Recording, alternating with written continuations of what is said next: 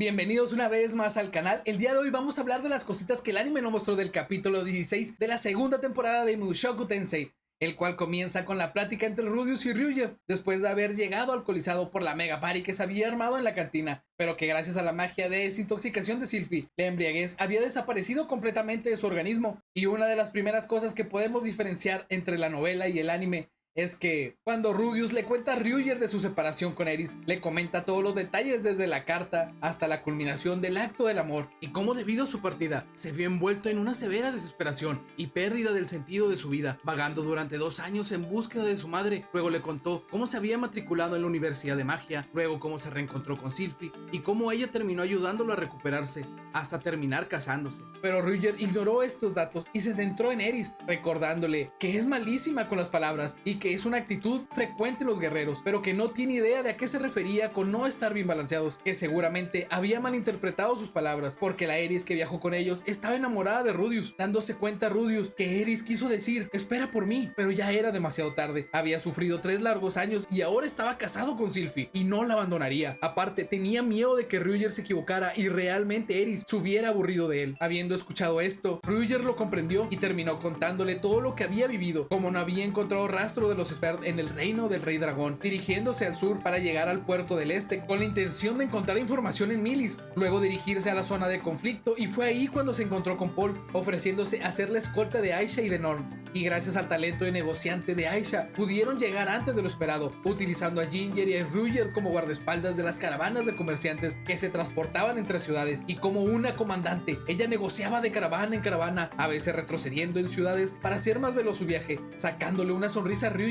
porque hace tiempo no sentía que alguien le diera órdenes. Tal vez esto fue por recordar el tiempo con su gente en la guerra de la Plaza, o tal vez porque se sorprendía que una niña tan pequeña fuera capaz de planear un ritmo tan veloz de viaje, aun cuando eso significaría colapsar del cansancio. Y este ritmo de viaje fue bien recibido por Ginger, quien anhelaba con todo su ser llegar lo antes posible y estar junto a su amado Sanova.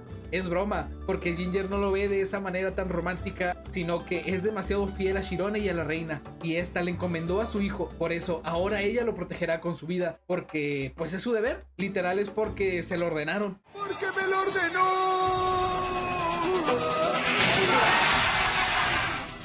En lo personal, Ginger al principio no me caía bien en la novela, pero conforme vas conociendo más de ella, no sé, como que comienzas a querer que se quede con Sanova. Es un sentimiento un poquitito extraño. Ya me comprenderán como para la 5ª temporada, pero seguramente ustedes verán una versión muy hermosa de lo que es Ginger y cómo va a estar ahí con su peluchito todo kawaii, todo bonito. Pero una de las frases que más me duelen en el alma es cuando Ryuger le dice a Rudeus que no tiene la intención de meterse en su camino, y Rudeus le comenta: tú nunca estarás en mi camino, Ryuger. Una frase que parece no tener importancia, pero que en la recta final de la serie tendrá sentido, pero al mismo tiempo es triste para Ryuger porque se le hace difícil estar en la casa de Rudeus, debido a que verlo siendo cariñoso con alguien que no es Eris le resultaba enormemente incómodo, pero nadie podría juzgarlo, es comprensible. Y una vez terminó su conversación, Ryuger y Sylphie se presentaron dándose la mano de forma incómoda, para luego Ryuger ir a la habitación de las hermanas Greyrat y vigilarlas hasta la mañana, cumpliendo con su deber hasta el último momento. Y esa noche, Sylphie y Rudeus se contuvieron para no hacerles irrespeto y despertar a media cuadra. Ya ven que cuando Nanahoshi andaba toda deprimida, pues no les importó y como querían lo hacían.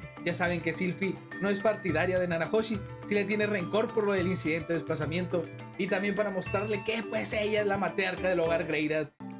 Saben, es bien curioso que Sylphie en la novela no es la pura inocente alma que nos venden en el anime, es muchísimo más real y no un personaje estereotípico puro de corazón, o al que yo denomino el personaje cara de perrito, como Nagisa de Kanoyo mo Kanoyo. Pero bueno, sigamos con el siguiente dato. ¿Qué decía la segunda carta que venía en el cofre? Esta fue escrita por Lilia y detallaba los conocimientos actuales de ambas hermanas, diciéndole que Aisha era talentosa en todo y que se la había subido a la cabeza, por lo que debería ser estricto con ella, mientras que Norn era una niña común y corriente, con ninguna fortaleza o debilidad académicamente hablando, pero al ser comparada con su hermana, se había convertido en una persona deprimida y retraída, por lo cual debía tratarla con gentileza y amabilidad, algo comprensible, porque Aisha para ese momento de la historia había alcanzado el nivel principiante en el estilo del dios del agua y en los 6 elementos básicos de la magia, como también siendo buena en matemáticas, historia, geografía, lectura y escritura. Obviamente cualquiera en la posición de Norn se sentiría desanimada al tener a 2 hermanos genios y ella siendo en comparación alguien común.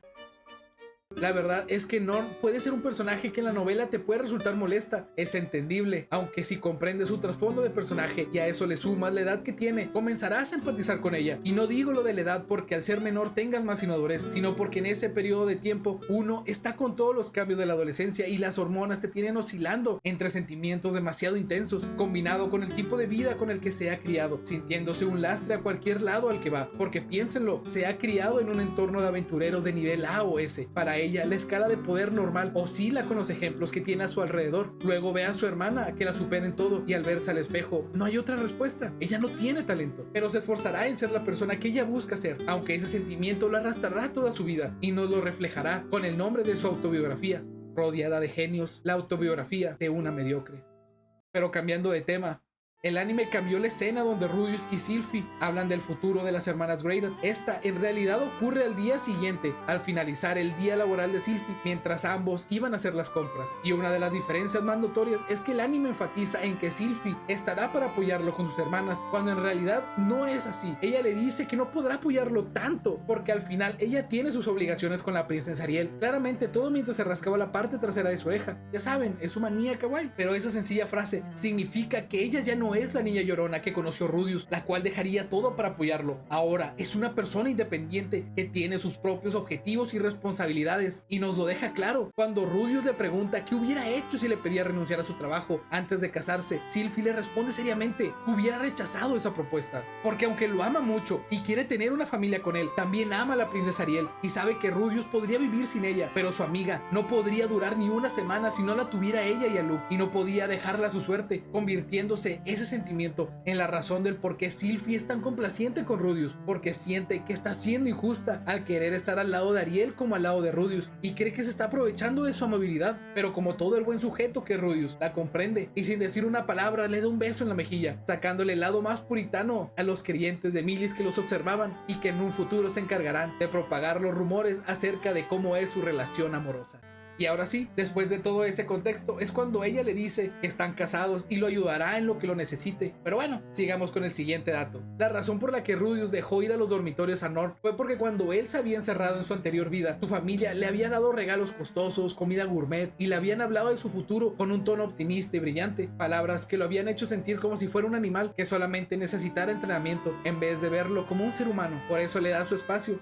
Por cierto, cuando Aisha comenzó a chambear como sirvienta, era tan profesional que incomodó a Sylphie al no estar acostumbrada a ese tipo de tratos, pero no fue la única. Nanahoshi estaba molesta por toda la atención y murmuraba lo horrible que era Rudeus por estar explotando a su hermana menor, pero como Aisha parecía feliz, Rudeus no le comentaba nada y en esa época comenzó a darle clases de magia de nivel intermedio. La verdad, están eliminando todas las escenas donde Aisha muestra su brocón, porque en cada una de esas escenas palpa la funabilidad, así que es comprensible la omisión de esos detalles, pero lo que no es comprensible es por qué no robaron la supremacía del colmillo. Eso no es comprensible. Pero saben, Rudeus también comenzó a sentirse incómodo con las atenciones de Aisha porque como Sylphie pasa la noche en casa cada tercer día, le resultaba inapropiado concebir el acto mientras sus hermanitas estaban en la casa y en las 2 noches siguientes tenía que ayudarse de la vieja confiable. Pero como su hermana es invasiva y quiere que le apliquen un más 18, no puede aplicarse una mano cambiada, pero pensar en hacerlo en los baños de la escuela le resultaba todavía más triste, así que en vez de aguantarse, cuando estaba Sylphie, se la dejaba ir toda. Como cuando Nanahoshi estaba deprimida. Ni modo, que el eco de su amor resuene en sus habitaciones. Es broma, usaba magia de tierra para atenuar los sonidos y también para que Aisha no se asomara por el rabillo de la puerta. Por cierto, se me había olvidado mencionarles que Sanova casi desvive a Ginger, porque en uno de esos días mientras Rudeus lo visitaba, Rudeus comenzó a usar un lenguaje mucho más casual con él y Ginger lo interrumpió porque no era la manera correcta de hablarle a un príncipe, a lo que Sanova, lleno de furia, le grita que finalmente su maestro se estaba abriendo con él, pero ahora lo había arruinado, cargándola del cuello e impactándola contra la pared, exigiéndole que se disculpe con Rudeus, soltándola solamente porque este se lo ordenó. Y después de ser curada,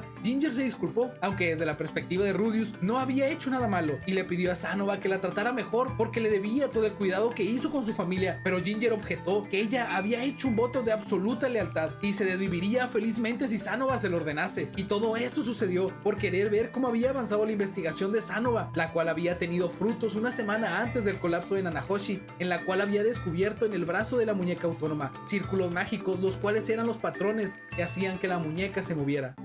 Y saben, me gustaría que aparecieran muchísimas más cosas de ese estilo en el anime, más que todo para que cuando la prótesis Alif empiece a salir, no se sienta como que la sacaron como un mero guión. Realmente sí tiene un sustento, y como a través del tiempo que transcurre la historia, Sanova y Cliff siguen avanzando en sus vidas y en sus investigaciones. Pero bueno, luego seguimos con la razón por la que Lin y Pursena le dieron una bolsa llena de panzos sucios a Rudeus. Fue porque al verlo desanimado decidieron tomar cartas en el asunto para animarlo, y no se les ocurrió una mejor idea que llevarle panzos de jóvenes petanco, porque desde la perspectiva de Lin y de Pursena, a Rudeus le atraían las mujeres de pecho plano. Si no fuera así, entonces ¿por qué aún no las había atacado y aplicado el tan famoso más 18? Y también debido a que tenía un altar adorando una panzu. Recuerden que ellas vieron la reliquia sagrada y pensaban que Rudeus era de algún culto de las panzus.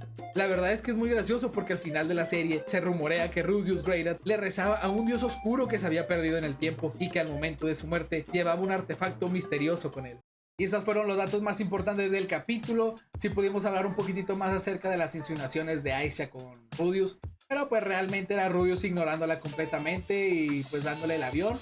No sé si ustedes sepan, pero a Luke le gustan las mujeres con un muy gran busto, y si tienen un busto muy enorme, pues a él no le importa su edad, su etnia, su raza, la edad que tengan, o sea, no importa. Si son ancianas, para él no importa. Mientras tengan un muy gran busto, pues para él irá que me las traigan todas, prácticamente. Y por eso le iba a decir a Nor que no se le acercara. Yo también, si tuviera una hermana, le diría que no se acercara a alguien como Luke. Y también otro dato que no comenté fue que Linia, Pursena y Rudeus tienen como que una amistad peculiar, como que tienen una fricción romántica.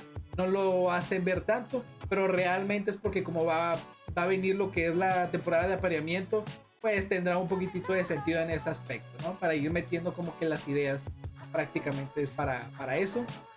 La verdad, con estos capítulos me he dado cuenta que es sumamente difícil animar un anime basado en una novela ligera, porque tiene demasiados detalles, y si cambias unas cositas que otras, como por ejemplo las de Sylphie, cuando Sylphie le dice que ella ya tiene sus responsabilidades con la princesa Ariel, y pues realmente sus hermanas no son la prioridad para ella. No se lo dice de esa manera, pero sí se lo da a entender como yo tengo otras prioridades, otras responsabilidades, y ya no soy la niña que era antes, que dependía completamente de ti y saldría corriendo por cualquier cosa que pues Rudeus le pidiera. Ese tipo de cosas como son muy detalladas, entonces cambiar cositas así bien ligeritas como que cambia el contexto de las palabras y le quita peso a un desarrollo de personaje, porque Vin está haciendo un muy gran detalle adaptando la novela ligera. Sí se le pueden pasar algunas cosas que otras, la verdad, pero pues es más que todo por el tipo de método, ¿cómo se dice esto? De modo de reproducción. Es muy diferente contar algo en una novela ligera como contarlo en el anime.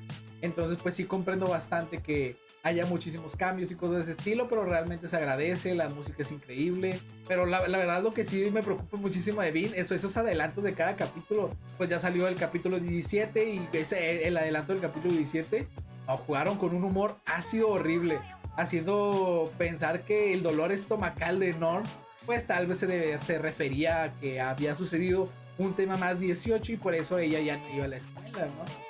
La verdad sí tiene un humor muy oscuro.